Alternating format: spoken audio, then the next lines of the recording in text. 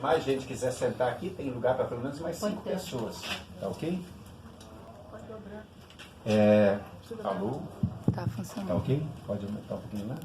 Só para ver. Alô, alô, alô. Muito bem.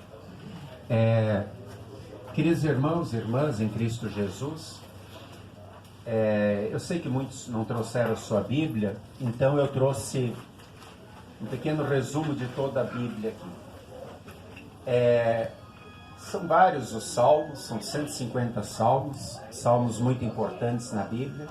No último culto eu preguei sobre o Salmo 121, no culto anterior sobre o Salmo 90. E hoje, nesse dia especial, no aniversário da Dona Cristina, que estamos comemorando, seus 85 anos, eu escolhi o Salmo que é o Salmo, sem dúvida, mais conhecido de toda a Escritura Sagrada. E mesmo quem não tem costume de ir na igreja, quem talvez até nem seja cristão, com certeza já ouviu esse Salmo. Vamos ler ele em conjunto? O Senhor é o meu pastor, nada me faltará. Ele me faz repousar em pastos verdejantes. Leva-me para junto das águas de descanso. Refrigera minha alma. Guia-me pelas veredas da justiça, por amor do seu nome. Ainda que eu ande pelo vale da sombra da morte, não temerei mal nenhum, porque tu estás comigo. A tua vara e o teu cajado me consolam. Preparas-me uma mesa na presença dos meus adversários. Unges minha cabeça com óleo, o meu cálice transborda. Bondade e misericórdia certamente me seguirão todos os dias da minha vida, e habitarei na casa do Senhor para todo sempre. Amém. Queridos irmãos e irmãs, qual é o nome de Deus? Em várias partes do mundo se chama Deus de maneiras diferentes e pessoas têm deuses diferentes. Até o ateu que diz que não tem Deus, ele se faz Deus de si mesmo. Mas como é o nome que Deus tem para si? Na Escritura Sagrada, em determinado momento, ele diz como ele quer ser conhecido. Moisés estava cuidando das ovelhas do rebanho do seu sogro, quando de repente, lá aos pés do Monte Horebe, do Monte Sinai, uma sarça, ou seja, um mato queimava e não se consumia, e ele vai lá e quer ver aquilo, e Deus diz para ele, através da sarça, que é Deus quem está ali, que ele deve tirar as sandálias do pé, porque aquele é um lugar santo. E aí ele diz assim: agora tu vai voltar lá para o Egito e vai soltar, vai libertar o meu povo. E Moisés se apavora e diz: tá, mas eu vou chegar lá e dizer o quê? Aí ele diz assim: diz que Deus te mandou. Ele diz: tá, mas eles vão dizer que Deus. E essa preocupação de Moisés se funda porque no Egito eles tinham vários deuses, inclusive o faraó era um semideus. O sol era adorado como Deus, o crocodilo, eles tinham vários e vários deuses. E quando Moisés diz: tá, como é que eu vou te apresentar? Aí Deus diz assim: eu sou o que sou. Ele não era, ele não será, ele é. Deus é sempre o tempo presente, ele é o Senhor da existência. Toda a existência aconteceu porque em determinado momento na eternidade, onde o tempo não passa, Deus criou o cosmos, criou o mundo, criou o universo, criou as galáxias, criou os sistemas, todos os nossos sistemas solares e todos os outros, criou o tempo, e ele coordena tudo isso. E como coroa da criação, ele colocou o ser humano. Ele é o que é. Não há uma designação para Deus. Só ele é Deus. O resto é o resto. O resto são ídolos. O resto são criaturas, são criações. Mas Deus é Deus. Ele é o que é.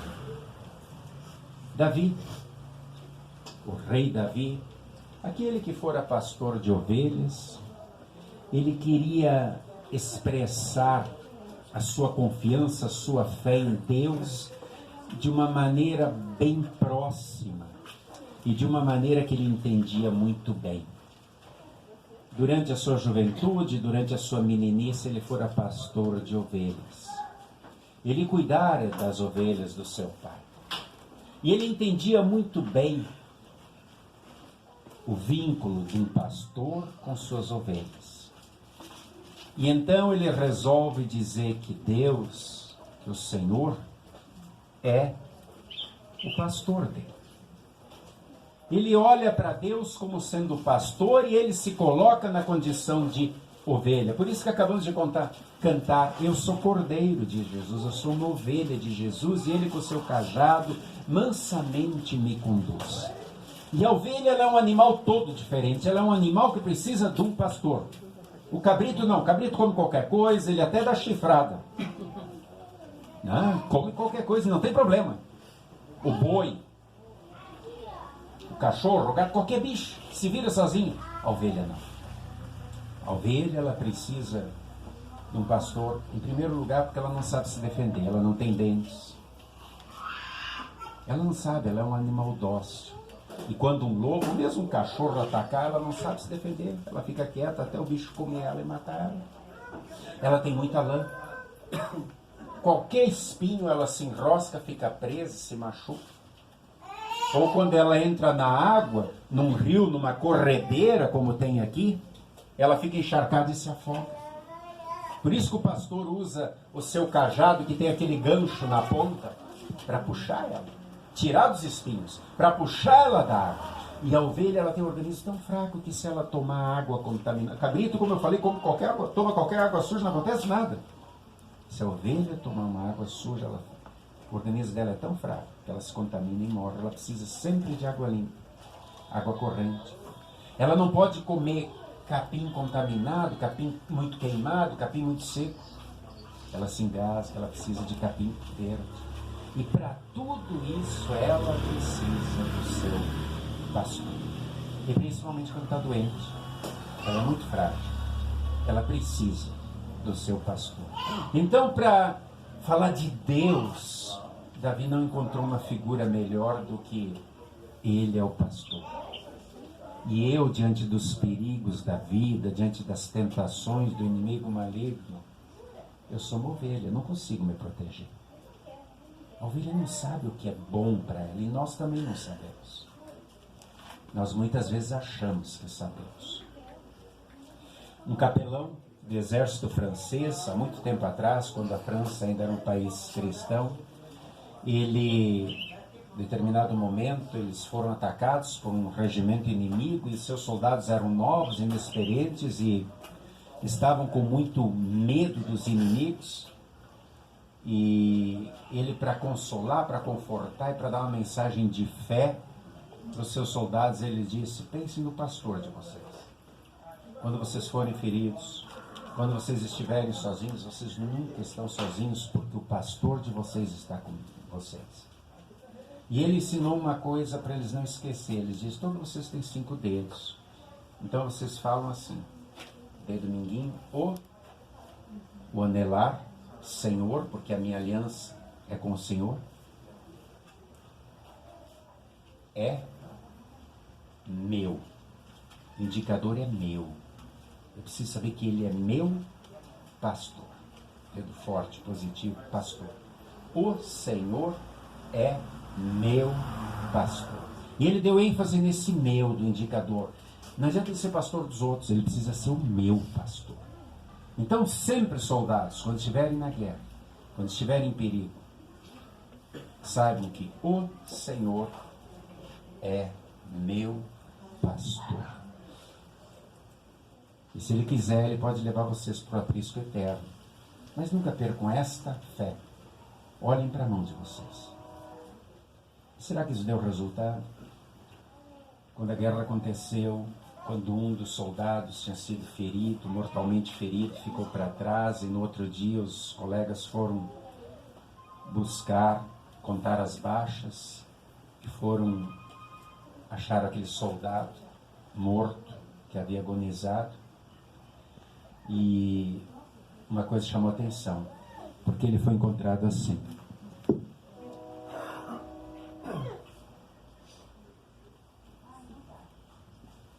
Ele morreu, Mas ele se agarrou com toda a força no meu pastor. Ou seja, o Senhor é o meu pastor. Foi isso que Davi quis dizer. Ele é o meu pastor. Porque ele me faz repousar em pastos verdejantes. Ele. O dedo está apontado para ele. Não sou eu que procuro, não sou eu que encontro. A ênfase é nele. É ele quem sabe o que é melhor para mim, qual é o melhor alimento. Nós muitas vezes somos orgulhosos, somos arrogantes e achamos o que é melhor para nós. E queremos fazer os nossos planos, ter as nossas ideias sem consultar a Deus.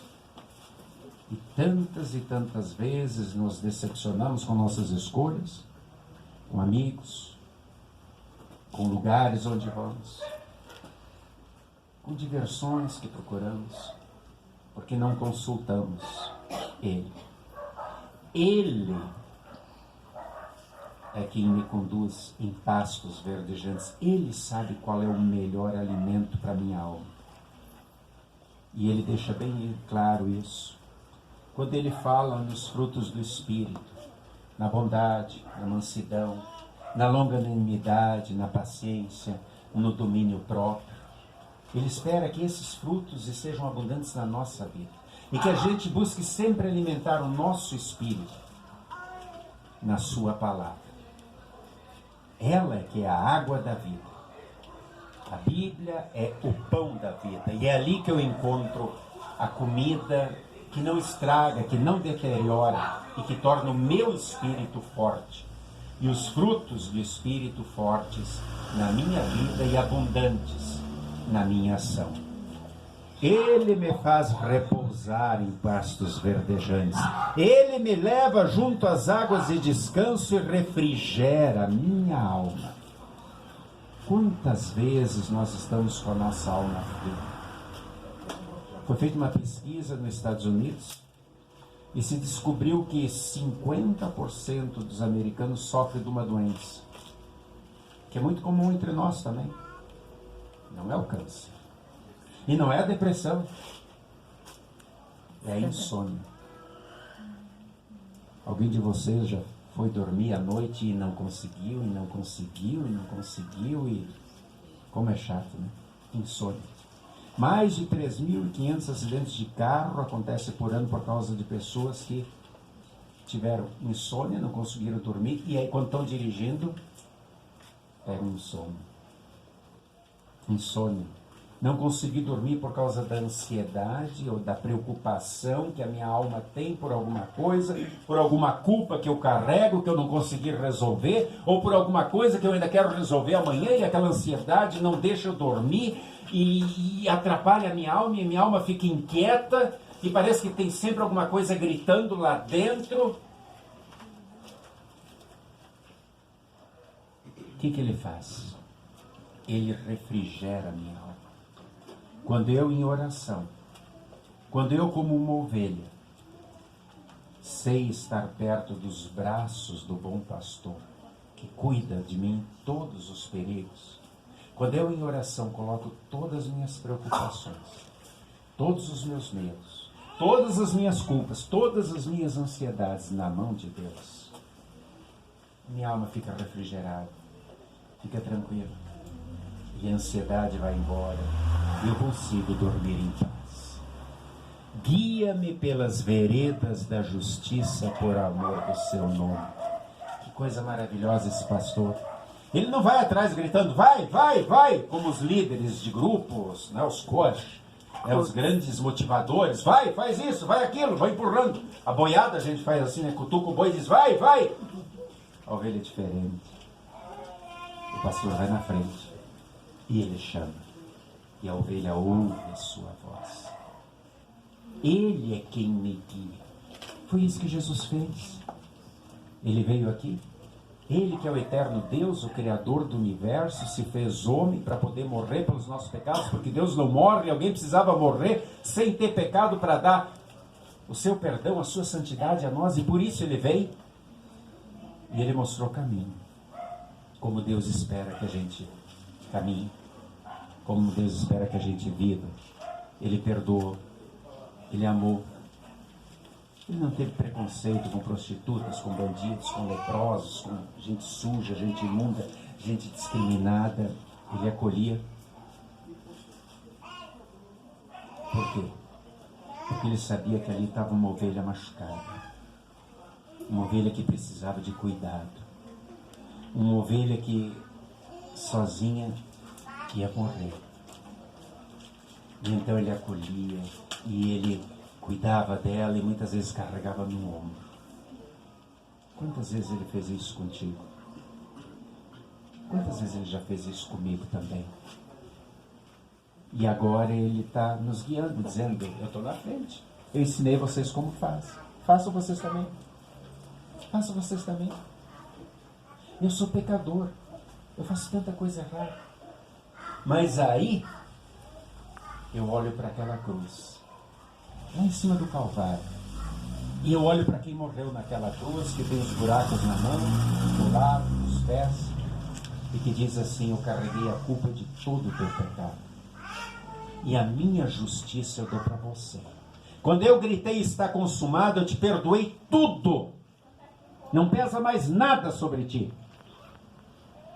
Agora recebe o meu manto da justiça.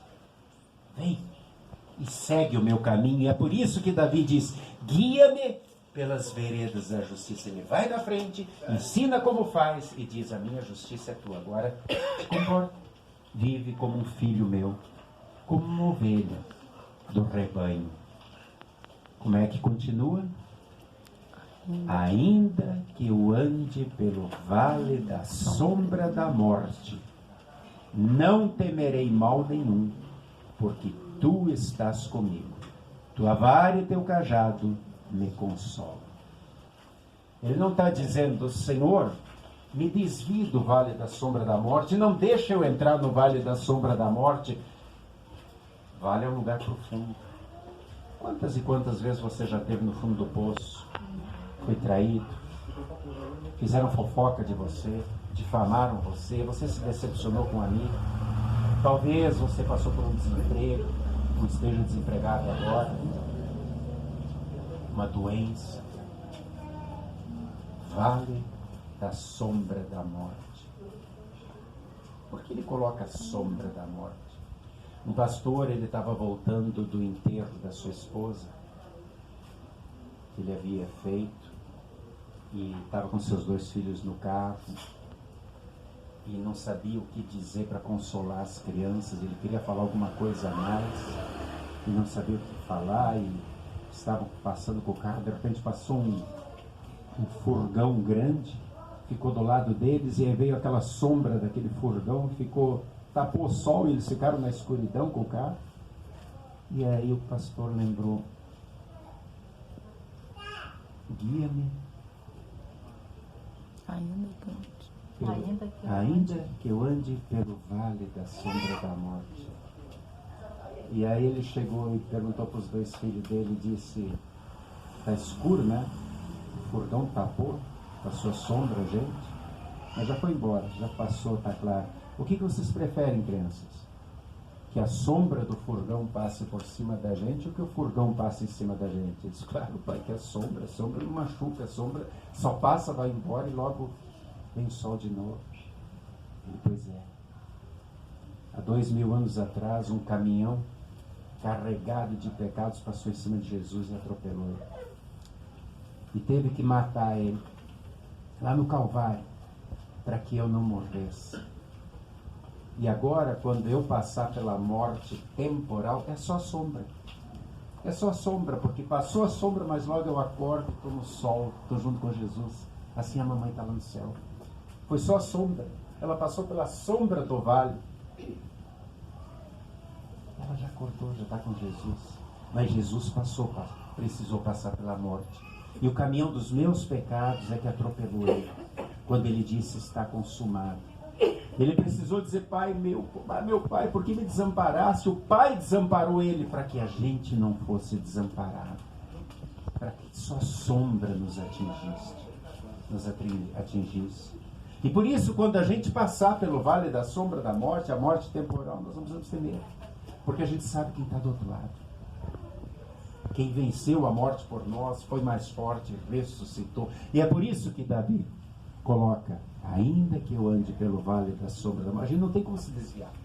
Ele não diz, me desvie, passe por outro lado. Eu vou passar por ela.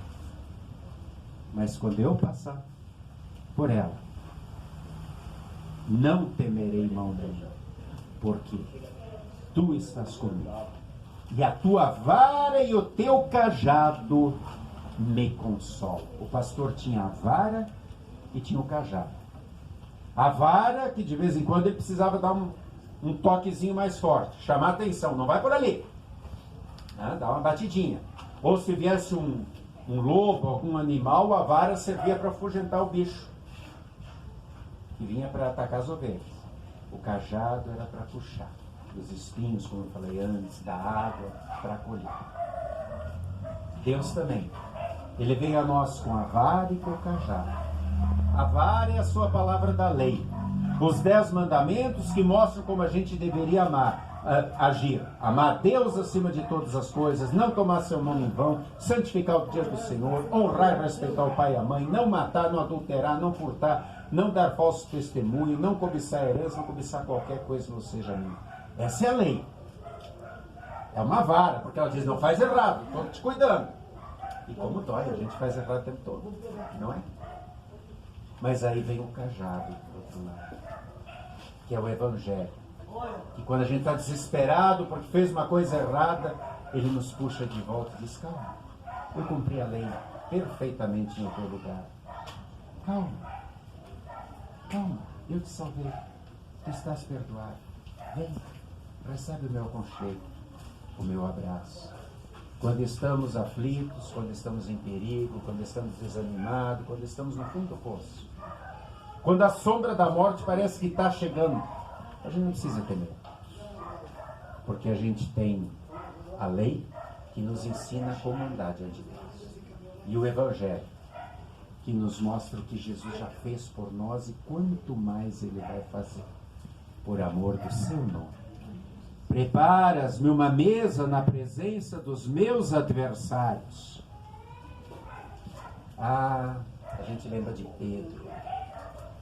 Pedro, destemido, pescador, aquele que falava pelos discípulos, aquele que disse, todos podem te abandonar, eu não. E Jesus disse, Pedro, hoje à noite, antes do galo cantar, tu vai me negar 3 vezes. Opa, eu não, os outros. Eu sou forte, eu me basto, eu sei das coisas, não é assim que às vezes a gente acha, eu sei, eu sou bom, eu conheço, ninguém discute comigo. Jesus está dizendo, não vai por esse caminho do orgulho, da arrogância, da soberba. Tu vai quebrar a cara. Tu vai quebrar porque Satanás está ali te peneirando, Pedro, Gilberto, Maria, José.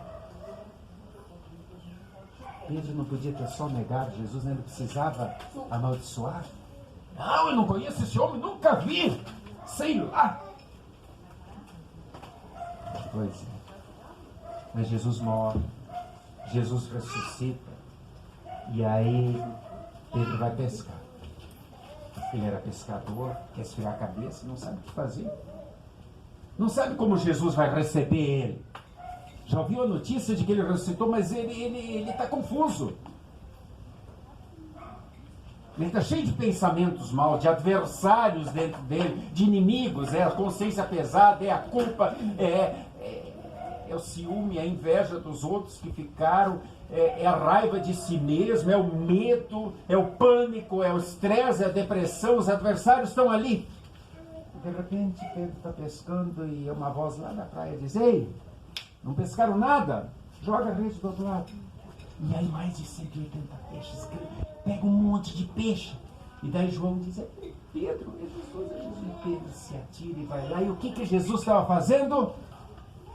Jesus preparou um banquete. Estava pronto lá um pão assado, um peixe assado. Diz, vamos lá ver. Poxa, quando os adversários estavam lá queimando Pedro, era consciência pesada, era culpa e tal. Jesus preparou um banquete para ele na presença dos adversários. Pedro, vem cá, vamos comer um pouquinho. Vamos lá, sossega. Mas essa culpa, mas esse... Pedro, vamos lá, vamos comer um pouquinho. Tem um pãozinho quente aqui, um peixinho. Pedro, tu me amas? Sim. sabes que eu te amo. Ele diz de novo, Pedro, tu me amas mesmo? Senhor, tu sabes que eu te amo. E a terceira vez, Pedro, tu me amas? Tu sabe todas as coisas. Assim, então Pedro, me dá um grande abraço. Vamos lá, apacenta os meus cordeiros. Eu sou bom pastor. Eles são meus. Mas eu estou te chamando, eu estou te perdoando, cara. Eu preparei uma mesa, um banquete para ti no meio desses teus adversários. Não te preocupa com todo mundo que te ataca. Eu estou aqui. Eu sou teu alimento. Confia em mim. Eu tenho muito perdão para ti, cara. Por isso que Davi faz questão de colocar: preparas-me uma mesa na presença dos meus adversários, unges-me ao cálice, a cabeça com óleo, meu cálice transborda. Esse era um problema das ovelhas, e Davi sabia muito bem do que estava falando. A ovelha, quando os machos disputam as fêmeas, eles dão cabeçada um no outro, eles não sabem, como eu falei, não tem dentes, e eles se machucam. E aquilo da mosca, naquelas feridas, e aquelas moscas começam a encher as abelhas, elas ficam doidas. E principalmente chegam perto do focinho, que é um lugar quente, úmido, e querem botar os ovos, e as ovelhas ficam tão doidas que não comem mais, e começa a bater na cabeça em pedra, começa a bater a cabeça nos galhos, e se machuca e até se mata, se o pastor não tiver tempo. E é por isso que o pastor, ele precisa ungir a cabeça da ovelha. E toda ovelha sabe disso. Quando ela está com a cabeça machucada, de brigar, ou quando os enxames de mosca começam a cercá-las, vão até o pastor e inclinam a cabeça. E ele unge ela com óleo aromático que espanta as moscas e que cura as feridas. Olha que maravilhoso o que Davi está dizendo. Unges-me a cabeça com óleo. Quantas vezes a gente dá cabeçada por causa do orgulho, da arrogância, da teimosia, né? E ele está sempre curando as nossas feridas. E poucas vezes a gente lembra de agradecer. Você quer estar protegido das moscas, dos insetos, dos problemas que a vida todo dia te apresenta, porque Satanás não descansa, ele é o inimigo que está sempre ao teu redor? Faz que nem a ovelha, inclina a cabeça diante do teu pastor Jesus. E ele vai ungir tua cabeça, ele vai te proteger. Ele vai estar sempre ao teu lado. Na antiguidade, quando as pessoas eram convidadas para as festas, principalmente dos reis, como é que a pessoa sabia que ela era bem-vinda?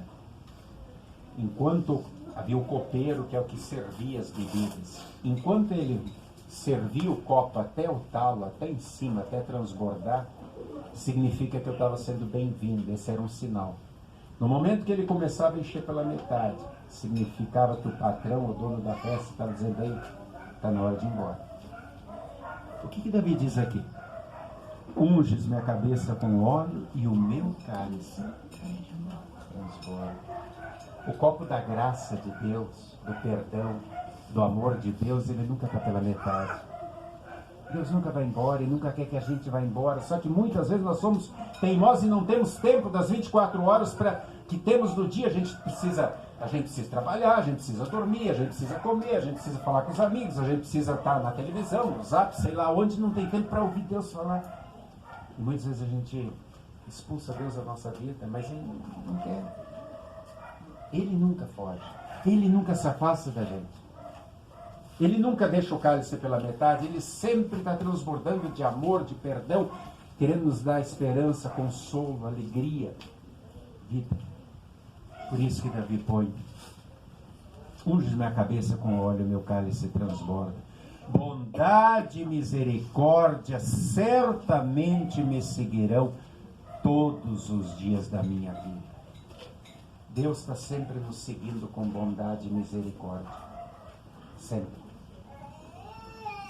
Adão e Eva pecaram, se esconderam, fugiram da presença de Deus. De repente escutaram uma voz: Adão, Eva, ei. Ele sempre vem atrás. Moisés estava lá cuidando das ovelhas do sogro, tranquilo. De repente, aquela sarça queima e Deus diz: ei, Moisés, vem cá, estou aqui, tenho um trabalhinho para ti. aquela samaritana sem nome, cheia de pecado, de sexuais, estava com uma vida confusa, não sabia o que fazer da sua vida, e Jesus aparece e diz: ei, eu estou aqui. Zaqueu, cobrador de impostos, cheio da grana, mas roubava, passava a perna, enganava, era corrupto. Estava bem na sua vida quando Jesus diz: eita, Zaqueu, desce dessa água. Vamos lá, vamos ter uma conversinha. Lázaro estava morto, fedendo, cheirando mal. E Jesus diz: Lázaro, vem para fora. Vamos conversar. Jonas estava lá dentro da baleia, acabou. Morri. E Deus diz: Jonas, vem cá, baleia, vomita ele. Eu tenho muita coisa para fazer.